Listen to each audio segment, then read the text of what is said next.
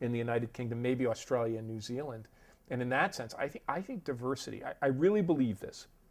We're going to come to understand more and more in the future that demographic diversity, the diversity of your population, the ability to include people of all races, ethnicities, sexual orientations is kind of a key, if not the key factor in economic growth. You know, they used to say it was land, labor, and capital, the factors of production.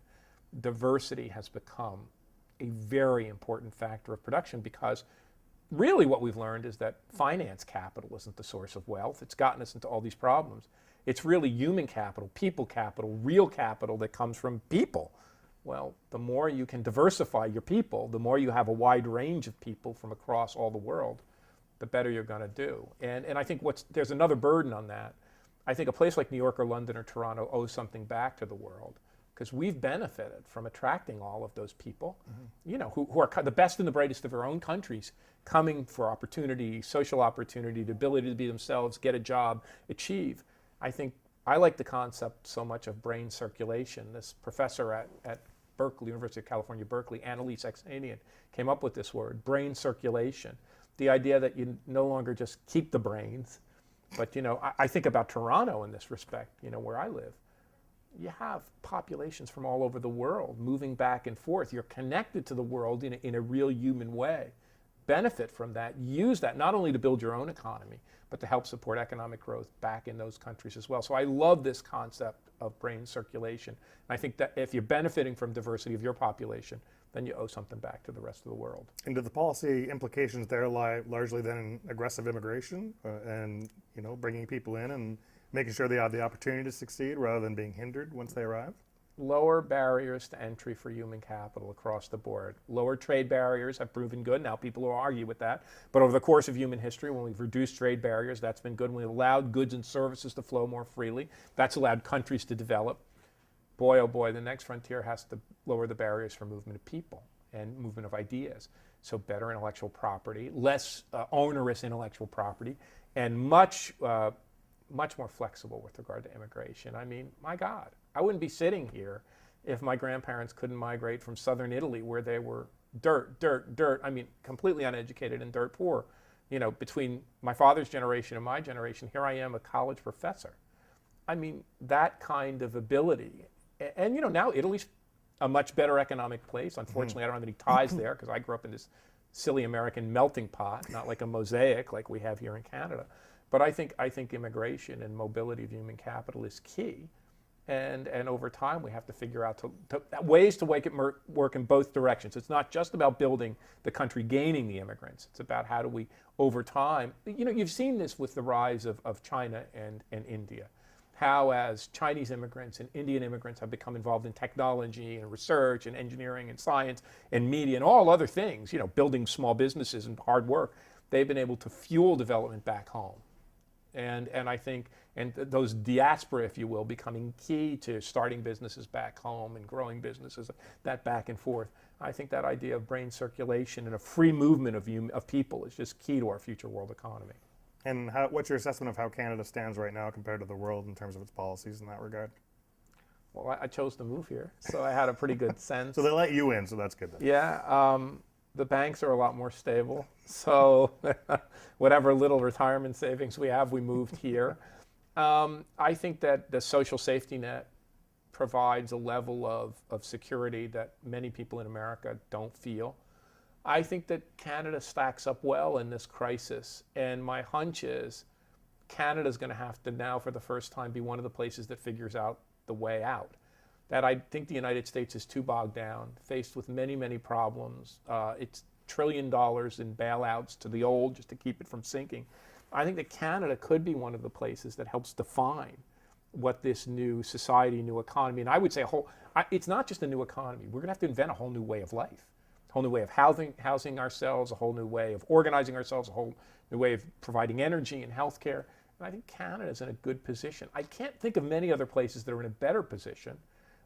And I think the other thing, the advantage Canada has, as an American, I can say this selfishly, is it's right on the border of this gigantic 300 million, multi-trillion-dollar economy, which is its largest trading partner.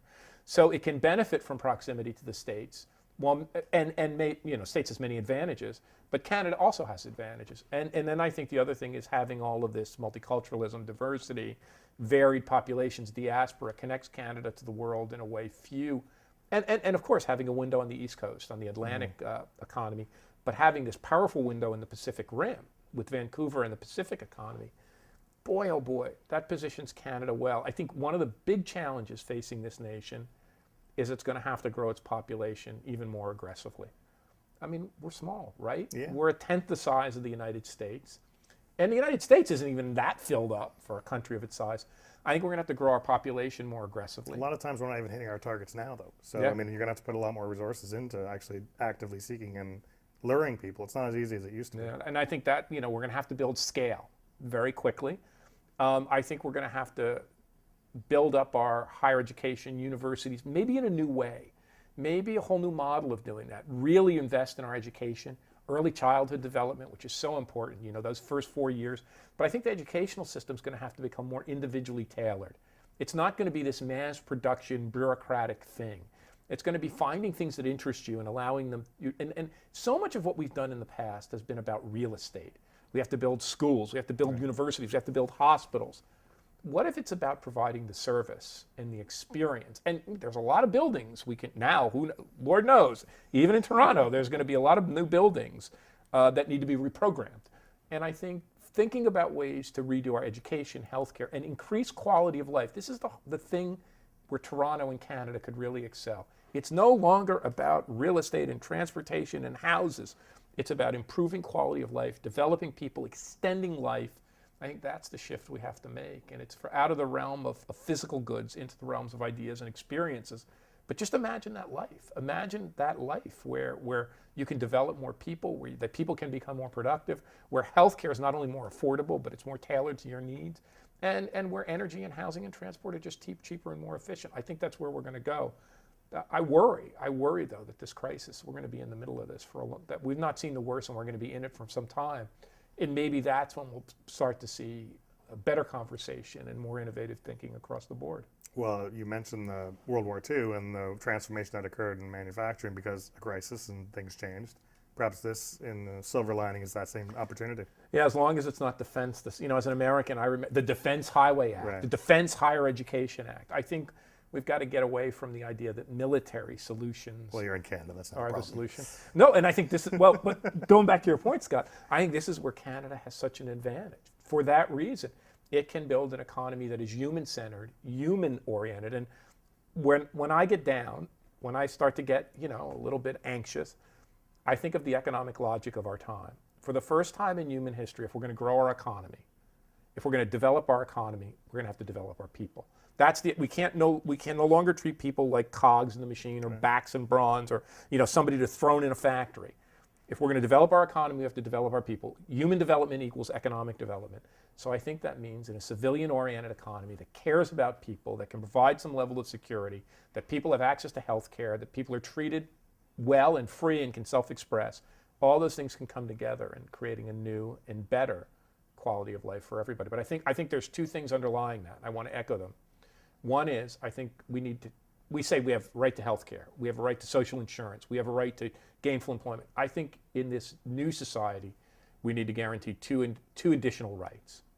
The right to every human being to use their full talent. The right, not the opportunity. Every human being should have the right to use their full talents, and they should have the right to do so in a way that allows them to self-express. Not, I have to go into engineering because that's where the good jobs are. If I want to be an artist, if I want to be a poet, if I want to be a writer, if I want to be an engineer, I have the right. Now, we may have to do that in a way that creates economic value, but I have the right to self-express and I have the right to use my full talent.